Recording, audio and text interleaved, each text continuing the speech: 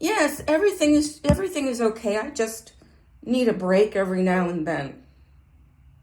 Okay, what's going on for you? Are you having certain emotions that you? I mean, I just need to be aware so I can be more sensitive to when you need a break. Oh, I think you're being sensitive enough. Thank you. All right, all right, all right. So, and I want to say that the curriculum that I have in front of me, I have ownership of this actual paperwork, and this paperwork, and this is called raw data, as you know, that I accrued. This does not go to the court.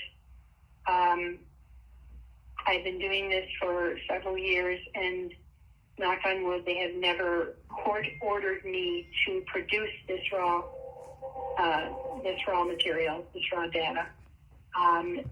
So I may make notes on here, or I a lot of times like to write down quotes per, exactly what you say so that I don't forget and get it wrong. But this information stays with me. I do summarize things and put them into reports that I give the court monthly. And I may include pertinent, sorry, I'm having some language issues this morning, pertinent quotes that will show an example of what I am saying to the court. Other than that, this raw data stays with me. So, do you understand what I have just read to you? I'm not saying whether you agree, I'm just saying do you understand what I just presented to you? I'm not sure. I heard every word you said, but I don't know your language. So I can say that I heard every word you said, and I made my own sense of it. But if understanding means do you and I see things the same way, I can't answer that. No. Yeah, I can't answer that. No, it doesn't. So I can't say that I understand the language. We are two different people, and we are going to have, that's anytime we have a conversation with anyone, our language is going to be understood by myself, and your language is going to be understood by you, and that's why we ask for clarification at times, because one word means one thing to me, and it may mean something else to you. I understand that. Excellent. All right. So the next section is the introduction. So the judge has ordered you to participate in this competency program. The judge wants, please, I'm going to say this. I say this to all of my highly intelligent clients, okay? This is written so that a fourth grade reading level or below can understand it. And I paraphrase when I need to. So I've written it in such a way that it, for those of us that have a higher comprehension, it may seem pedantic, but I am just going to read it as is, and please bear with me, please. When a judge has ordered you to participate in this program, the judge wants to help you understand how the courts work. We are going to learn about the court. I will explain what the judge does, what the different lawyers or attorneys do, and what is happening in the courtroom when you are there. We will discuss this curriculum when we meet.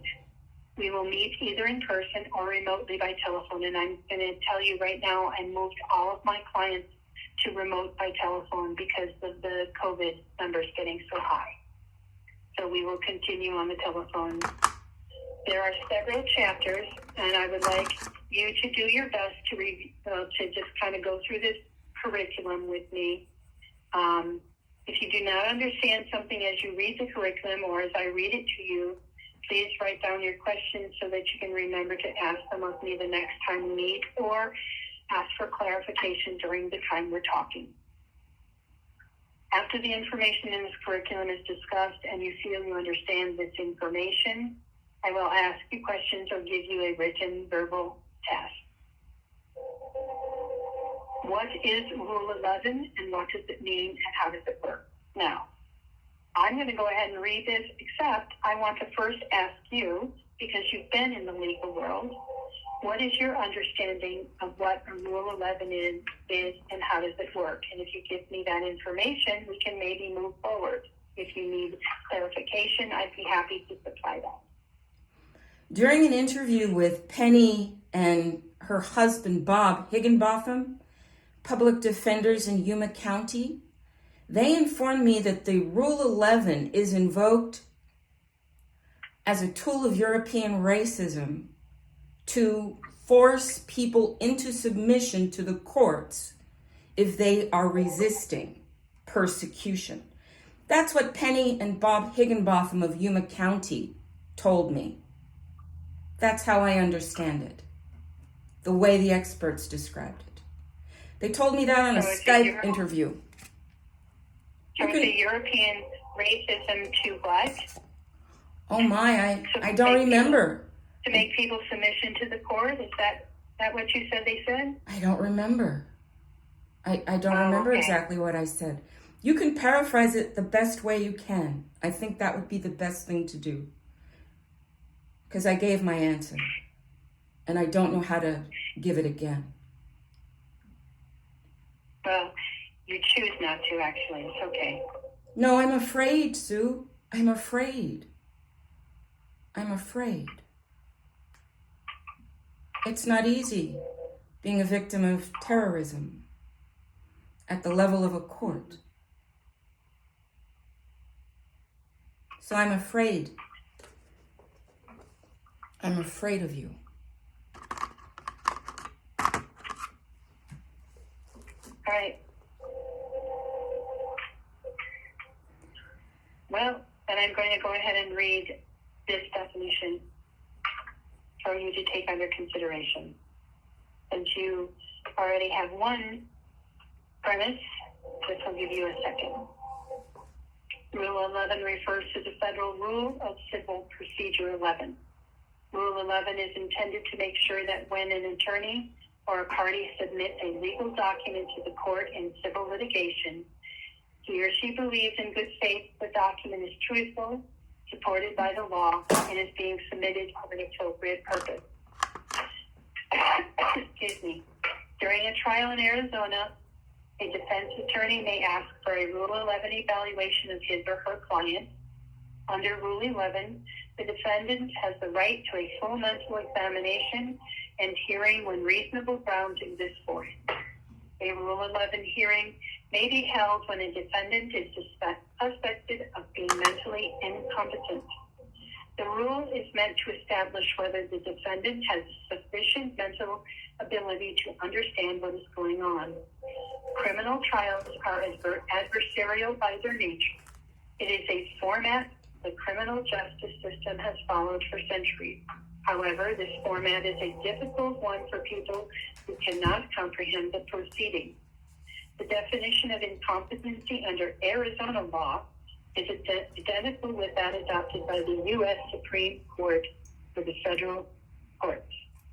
The defendant cannot be tried by a court, convicted of a crime, sentenced, or punished for a public offense because of a mental defect, illness, or disability when the defendant is unable to understand the proceedings against him or her, or to aid in his or her own defense. A mental illness, defect, illness, or disability is defined as a neurological or psychiatric disorder demonstrated by evidence of behavior or emotion caused by an injury or disease and developmental disabilities as set out in ARS/36-551. The presence of a mental defect, illness, or disability alone is insufficient grounds for a finding defendant incompetent to stand trial. The deliberations hinge on the narrow question of whether the defendant is aware of the proceedings and can advise his or her attorney. If both doctors agree a defendant is competent, he or she typically will return to the court and must face the charges. If the doctors are split, the defendant will usually have to see a third doctor. When two doctors believe the defendant is not competent to stand trial under Rule 11, The state must determine whether it wants to dismiss the charges. A defendant may be sent to a mental health hospital and detained if he or she is deemed a threat to him or herself or the community. A defendant not deemed to be a threat may be released. In some cases, the doctors may decide the defendant is not competent at the time of the trial, but could become competent later through treatment or medication and education. Under the restoration process, the doctors typically follow a 6-month plan. At the end of that time, if they have determined that you are restored, you will go back to the court to answer to the charges. How the Outpatient Restoration to Competency program works. Laws are words that help how we live. Some laws tell us what to do. Some laws tell us things not to do. Somebody said you broke a law. You have a legal charge against you, and a judge said you are not able to help an attorney or lawyer. The judge had reports from mental health workers who said mental illness was a concern. You should know how to assist an attorney or lawyer to help protect yourself. Number 1, the Outpatient Restoration to Competency program, which we sometimes call it ORTC or just plain restoration program, is designed to provide you with the information you need to understand the basics of how the court system works so that you can help your attorney or lawyer with your case. The ORTC program is expected to take about 3 months to complete, but it can take longer, sometimes up to 15 months, depending on each person's needs. If you are not someone who needs more time to learn the material in the curriculum, if you are someone who needs more time to learn the material in the curriculum, please do not believe that this will look bad to the court or the judge. It will not. The only way this will look bad is if you have not been attending your session. 3, you are expected to attend 1 session every week or every other week, depending on what you and I decide. Sometimes we may need to attend every week.